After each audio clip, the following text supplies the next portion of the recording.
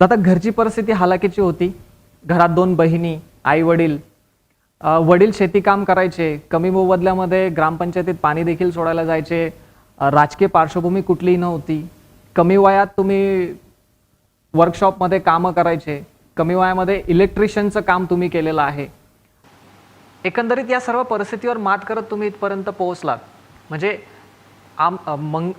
मंगेश चव्हाण नावाचा मुलगा आमदार मंगेश चव्हाण हे होतात. तर नेमका हा जो प्रवास होता हा नेमका कसा होता आणि किती त्याच्यात स्ट्रगल आले?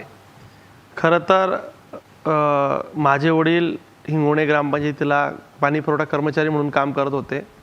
मला आठवताना 1800 रुपये पगार होता आणि त्यावेळेस मी हिंगोण्याला शिकलो. 10वीपर्यंत जिल्हा परिषदेच्या शाळेतच तिथं माझं शिक्षण पूर्ण झालं. परंतु वर्गातला एक हुशार विद्यार्थी म्हणून मी त्यावेळेसही होतो. 11वी 12वी सायन्सला राष्ट्रीय सहकारी शिक्षण प्रसारक मंडळाची इथं शाळा आहे तिथं आलो. 2 वर्ष मामांकडेच राहिलो आणि 12वी नंतर अनेकदा आपण काय करावं तर स्वप्नील अमृतकर म्हणून आमचा एक मित्र होता, त्यांचं स्वामील वगैरे होती.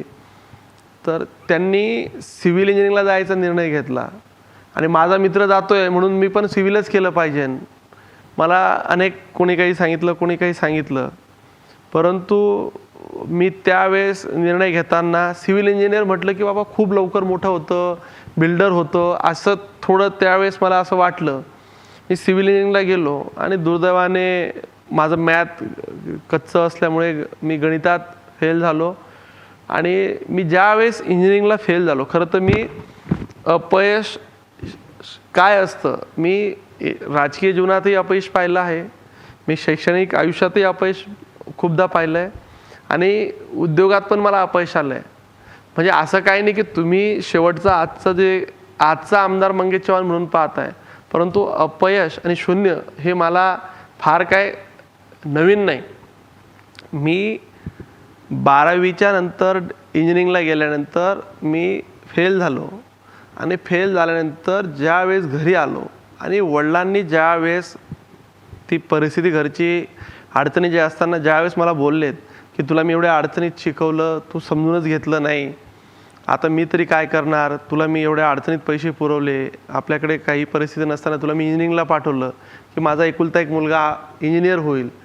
आणि मलाही ज्या आयुष्यात काही चुका होतात तरुणांकडून ती चूक माझ्याकडनंही झाली की मी माझी परिवाराची परिस्थिती समजूच शकलो नाही. वडिलांनी आपल्याला ज्या विश्वासाने किंवा ज्या स्वप्न त्यांनी ठेवलं होतं, तर मला खूप गिल्टी फील झालं की मी वडिलांचं स्वप्न पूर्ण करू शकलो नाही. आणि मी त्याच दिवशी मला असं आठवतं, माझ्यावर वडील एकचदा रागवले आणि मला असं आठवतं की मी काही चुकलो असेल तर पहिली आणि शेवटची चूक माझ्याकडून ती मोठी चूक झाली. मी नापास झाल्यानंतर फर्स्ट इयरनंतर मी एक 1200 रुपयाने SS फायनान्शियल्स म्हणून ICICI बँकेचा एक DSA होता, तिथं जॉबला सुरुवात केली. नंतर 2-3 महिन्यानंतर मला स्वतःच माझं काम बघून मला कार लोन आणि 2 व्हीलर लोनचा डायरेक्ट सेलिंग असोसिएट DSA त्यावेळेस आउटस्कटला ICICI HDFC बँक येत नव्हत्या. साधारणतः ही गोष्ट आहे 2003ची. त्यावेळेस मला म्हणजे मी 12वी आणि फर्स्ट इयर डिप्लोमा म्हणजे फर्स्ट इयर माझं शिक्षणाचं म्हणजे 12 आणि 6 18 19व्या वर्षी मी शिक्षण असं समजा की संपवलं माझं. मी माझा लिव्हिंग सर्टिफिकेट आजही गव्हर्नमेंट पॉलिटेक्निक जळगाव इथेच आहे. मी LC घ्यायलाही गेलेलो नाही, परंतु ती मनात खंत कायम होती की मी माझ्या वडिलांचं स्वप्न पूर्ण करू शकलो नाही. मी माझं त्यावेळेस मग DSA घेतला, बँकेत काम चालू केलं. मग नंतर तिथं मी तुम्हाला सांगतो मी खूप हार्डवर्क घेतलं. म्हणजे माझ्या टीममध्ये MBA झालेले पोरं होते, MCOM झालेले पोरं होते. मी एकमेव फक्त असा असेल की ग्रॅज्युएट पण नव्हतो, तो मी एक तिथं विद्यार्थी म्हणजे त्या DSA मध्ये होतो. मी खूप मेहनत घेतली, सगळ्या लोन पॉलिसीज समजून घेतल्या, डिसबर्समेंट असेल, सँक्शन असेल, post sanction, pre sanction, loan, ते सगळं RBIच्या पॉलिसीज समजून घेतल्या. आणि मला त्यानंतर मी स्वतःच ठरवलं होतं की आयुष्यात आता पुन्हा चूक कधी करायचं नाही. आईवडिलांचं सगळं परिस्थिती अडचणीची होती. नंतर दुसऱ्या वर्षी बहिणींचे लग्न करायचे होते, परिस्थिती गरिबीचीच होती. तर लग्नाला पैसे नाहीत म्हणून दोघं बहिणींचे लग्न आम्ही एकाच ठिकाणी दोघं भावांना लहान तर 18 वर्षाची जी जेमतेम झाली होती आणि तिचं लग्न करावं लागलं, तर पुढे चालून तू काही शिकला नाही, तू काही करिअर केलं नाही पूर्ण, तर मुलींचे लग्न कसे होतील? 2003ला 4ला मुलींचे लग्न करणं म्हणजे त्यावेळेस हुंडा वगैरे हा ग्रामीण भागातली प्रथा तेव्हाही होतीच. तर दोघं बहिणीचे लग्न एकत्र केले आणि त्यावेळेस वडिलांनी काही शेतीचा अर्धा एकरचा एक आमचा अनडिवायडेड शेअर होता तो विकला आणि काही पार्टमध्ये लग्न ठरल्यानंतर साखरपुड्याला मला विचारलं, तू काही मदत करतो का, तू आता व्यवसाय करतो?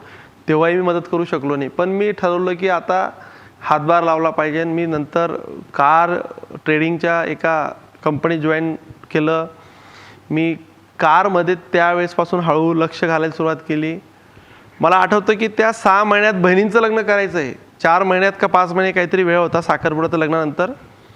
तर त्या लग्नासाठी मला आठवतं की मी काहीतरी 70,000 रुपये 6-7 महिन्यात जमवले आणि बहिणीच्या लग्नासाठी ते खर्च केले. कोणत्या वर्षाची गोष्ट आहे? 2003-4 साली. 2003-4 साली 70,000 रुपये त्यावेळेस मी ते जमवलेत. मी खूप रात्रंदिवस ठरवलं की आता, आणि मी तेव्हाचं मला एक सांगतो, मला नंतर कोणीही सांगायची गरज पडली नाही की तू असं कर का तसं कर. आयुष्यात चूक झाली, आता पुन्हा चूक करायची नाही. आणि मला वडिलांनी परत कधी काही सांगितलंच नाही आजवर की तू हे कर का ते कर. त्या दिवशी त्यांच्या डोळ्यातलं पाणी होतं, ते पाणी मला आयुष्यात कायम डोळ्यासमोर येतं की वडिलांच्या डोळ्यात पाणी आलं बा, हे मला जेव्हा जेव्हा आठवतं तर त्यावेळेस मी असं वाटतं की आता पुन्हा तो क्षण कधी आता परिवारासाठी आपल्याला येऊ द्यायचा नाही. आणि मी मेहनत करण्याच्या संदर्भात तेव्हापासून, म्हणजे मी 2003 पासून माझं एज्युकेशन करिअर सोडलं, 3-4 पासून, तर आजच्या 2022 पर्यंत माझ्या आयुष्यात सुट्टी कधी घेतली नाही. नॉन स्टॉप यश आलं असेल, अपयश आलं असेल, खायला कुठेही गेलो असेल, मुंबईला गेलो असेल, माझ्याकडे ड्रायव्हरही नसायचा, कार ट्रेडिंगच्या बिझनेसमध्ये होतो. मी तुम्हाला सांगतो, मी 5 वाजेच्या काशी आमच्याकडे पवन असायचा, मी मुंबईला पोचायचो, कल्याणचा तो डीलर मला गाडी तिथं आणून द्यायचा. मी त्याच्याशी जे आमची ऑनलाईनच त्यावेळेस ऑप्शन्स व्हायचे, ऑफलाईनही व्हायचेत. मी ऑप्शन जे परचेस केलेले असायचे, मी तिकडनं गाडी पुन्हा चालवत यायचो. सकाळी 6ला आलो की 5-6ला आलो तर झोपायचं आणि 11-12 वाजता पुन्हा चाळीसगावला येऊन छोट्याशा एका याच्यात चालू करून तिथं चालू केलं. म्हणजे मी तुम्हाला सांगतो की त्यावेळेसही मी चांगला तिथं त्या व्यवसायातही लक्ष घातलं. प्रचंड त्यावेळेस मी मेहनत केली आणि हळूहळू मग त्या व्यवसायातही माझ्यावर सगळ्यांचा विश्वास, मार्केटचं. आणि मी व्यवसायात त्यावेळेस ठरवलं की बा कोणाला फसवून आपण आता मोठं होऊ शकत नाही, कधीच मोठं होऊ शकत नाही. मीच काय, कोणीच होऊ शकत नाही. तुम्ही सदा सर्व काळासाठी कोणाला पुढे जायचं असेल तर तुम्हाला कायम काहीतरी इथिकल घेऊनच, बिझनेस स्ट्रॅटेजीज घेऊनच पुढे जाता येईल. तुम्ही थोड्या काळासाठी कोणाला वेळ करू शकता, मूर्ख बनवू शकता, फसवू शकता, परंतु सदा सर्व काळ आपण कधीच कोणाला फसवू शकत नाही आणि त्याला आपण लोकांना वेळही करू शकत नाही. मी राजकारणातही ते पाळतो. त्यावेळेच्या काळाच्या नंतर मी 2-3 वर्षात एवढा मोठा जम बसवला की महिन्याचं मी 15 ते 20 कार सेल करायला लागलो त्या काळात. आणि मी 2-2.5 वर्ष एवढी मेहनत घेतली की तुम्ही, म्हणजे माझं वय त्यावेळेस 2006 मध्ये जर बघितलं तर माझ्या माहितीनुसार हार्डली 21-22 वर्षाचा मी त्यावेळेस असेल. मला आठवतं की माझ्या अकाउंटला एकदा 20 लाख रुपये होते आणि मला वडिलांनी विचारलं, तुझ्याकडे काही पैसे व्यवहार, मला असं ते कधी आजवर कधी विचारलं नाही, तेव्हाही विचारलं नाही, पण तुझं व्यवस्थित चाललं ना? तर मी म्हटलं की मी खाऊन पिऊन सुखी आहे, किती शिल्लक आहे? ते म्हटलं मला सांगू नको, फक्त तू तुझा सुखी राहा. आणि त्यांनी अजून पुन्हा मला एक शिकवण दिली की असलं कसलंही चुकीचं काम करू नको. कोणी आपल्या दाराशी येईल, आपल्या घरी आलेला माणूस तुझी तक्रार घेऊन कोणी येईल, असं कधी काही काम करू नको. मी जर घाबरत असेल कोणाला, जरी मी आज आमदार असलो, परंतु माझ्या वडिलांच्या रागाला आजही मी खूप घाबरतो. ते कधी रागवता, त्यांच्याकडनं व्यवहार हा शिकण्यासारखा आहे. ते व्यवहारात कधी, म्हणजे कदाचित ते फाटक्या कपड्यात राहिले असतील, पण ते कधी बाटले नाही, त्यांनी आयुष्यात कधी कोणाला फसवलं नाही. हे त्यांच्याकडनं मी कायम शिकत राहिलो. आणि नंतरच्या काळात रिअल इस्टेटमध्ये आलो.